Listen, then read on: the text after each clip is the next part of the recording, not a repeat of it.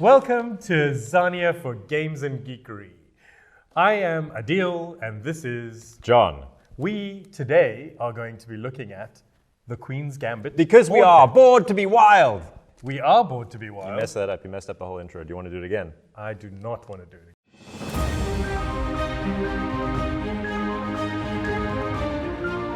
again. We are looking at the Queen's Gambit board game. Netflix, the Queen Gambit board game. Netflix, the Queen Gambit board game. Look, Netflix didn't pay good money to some board game company to not have their logo splashed The joke everywhere. was supposed to be, so it's chess. Oh. Remember? Oh yeah, that was your joke. That was a joke. Chess.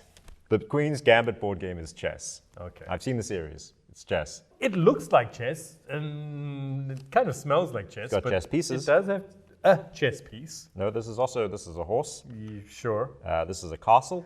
But the difference is it's got these cards, right? So you get 5 cards in your hand, and you pre-program your next 3 moves, or at least the pieces that you're going to play with. So on each of these cards, you're going to see either a rook or a bishop or a knight, and that's what your piece becomes when it's your turn. Yes, because we only actually play with one piece, the queen. You see, we are the queen, and this is our gambit.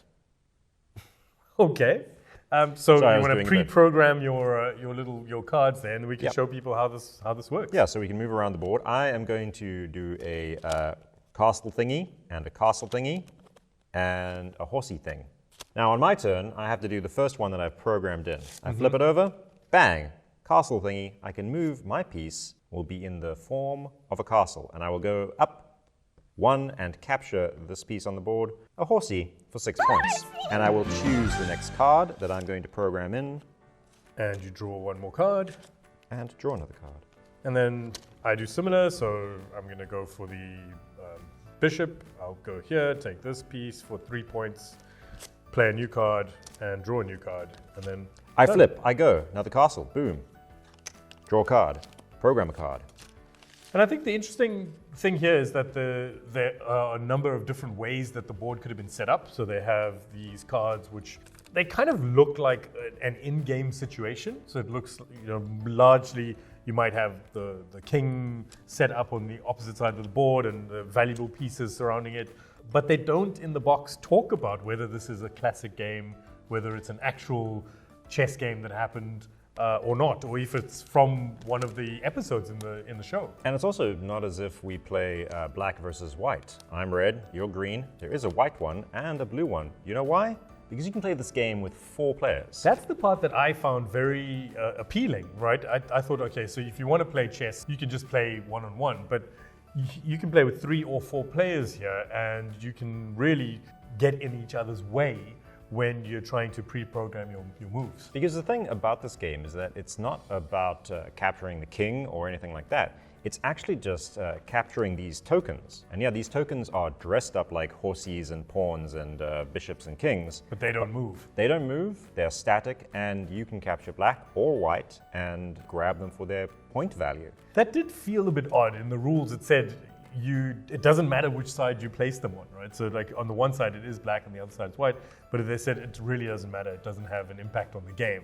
But I think anyone who's played chess, you sort of feel a little bit uncomfortable when you're doing that, right? So you can have weird color mismatches. So you may have noticed, that I'm calling them horses and castles. I'm not a chess player. And I try to introduce some of my chess playing friends to this, and they were not interested. They were not interested in a game that is like chess, but not chess. Which is kind of intriguing, because I do think if you want to compare it to chess or anything in the chess world, it's probably a bit like those chess exercises or those chess pieces that you might see in a newspaper, which is a puzzle, and you have to try and solve it. And that's kind of what this feels like, right? Is that you're trying to break these scenarios and work out what your best route is going to be through the different pieces. Ultimately, the aim of the game designers was to simulate the Anna Taylor-Joy experience, of up on the being ceiling, 3 moves ahead, having to hold in your head this very tactical set of maneuvers. That actually kind of works. Yeah.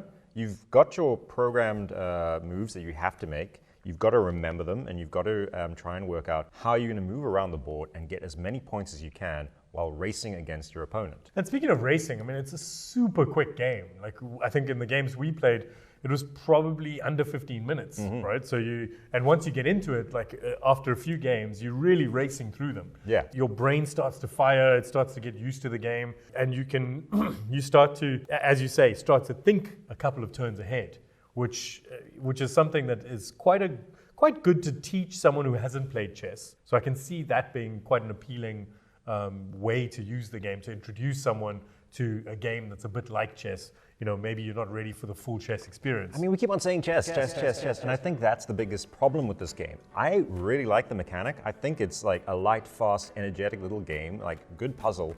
But as soon as it runs into that comparison of chess, it frustrates and puts people off. This game was review bombed. Yeah. People weren't even playing it; they were just outraged at branded content. You know. Well, I feel like I would have liked to have had a bit more of a link to the series. I think a lot of people are going to come into it because they watched the series, they really loved it, and to have it be literally one picture from the show feels and like no a miss. drugs. No drugs anywhere. None. None to be seen. I checked. There were no drugs in that box. Yeah, I like the fact that the game is quite family friendly. So certainly not something that I'm missing in the game. I think, but I do think a bit more of a link to the It's not a family. series It's would not a have been- family-friendly show. That is true. It's just like things that happen in the show. Yeah. You know, what's wrong with that? You can have some Russian pieces as well, and like really get some like high-value thematic like work in here. Instead, they're just like, let's skin it with some chess and one picture of Anna Taylor-Joy over and over and over again. But having said that, I mean, I think we did both enjoy the game, right? So Yeah. you came at it without the chess background. I'd played a little bit of chess growing up, and I think that we both got into it very quickly. The rules overhead is very low.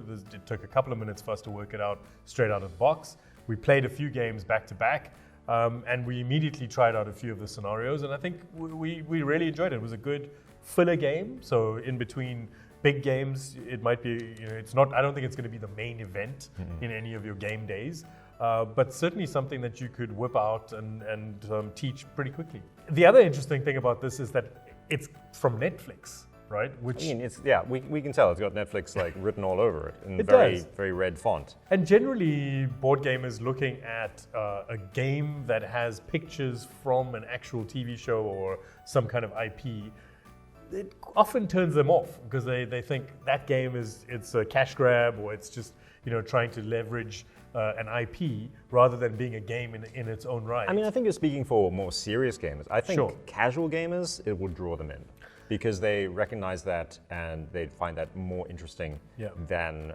a game with a complicated series of names that actually is a reference to an ancient Greek tome on how to farm. Right. Well, I'm for one, I'd be interested to see more games from Netflix. Like, I think they should try and do this more often. There are lots of these IPs that they have which could bring people into the board gaming hobby. So I'd love to see that. I'd like to see some more work from these designers because I think this is a very interesting mechanic. And if the Queen's Gambit money, that good old Netflix dollar, helps them to develop more games, I'm for it. Do it. So overall, I think that's thumbs up from both of us. I don't give thumbs up. That's not a thing that I do, or that we have ever done. I don't think. I'm 100% sure we'd never done it. But I will say that it is a fast, energetic, light game, easy to learn and quick to play, and I enjoyed it. So thumbs up. That's not a thumbs up. Right. All right. So, like, subscribe, share, and comment below. Well, what do you think of it? Have you played the Queen's Gambit? What do you think of it? Do you Would you have like to strong play it? opinions of it, even though you've never played it? Please leave your angry comments down below. Meanwhile, Adhil, I think it's time to get into the game.